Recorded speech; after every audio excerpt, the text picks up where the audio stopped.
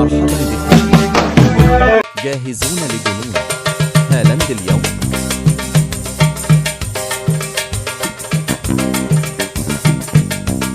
الجميع يعتقد أن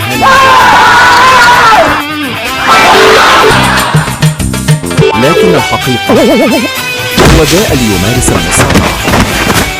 المدافع يحاول مسك قميصه، وهالاند يتعامل معه وكأنه حقيبة تسوق في السوبر ماركت.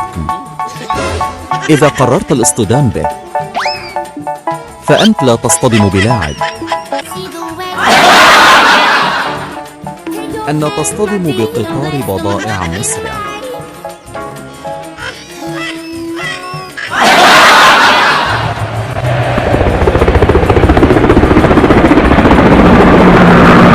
المدافع يصرخ لطلب المساعدة.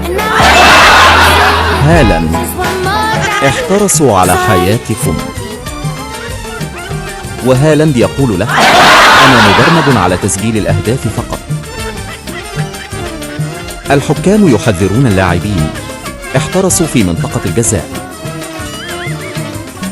لكن مع هالاند: احترسوا على حياتكم.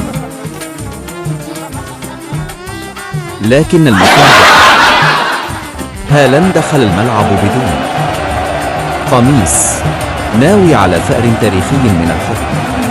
المباراة انتهت. علامة توقف.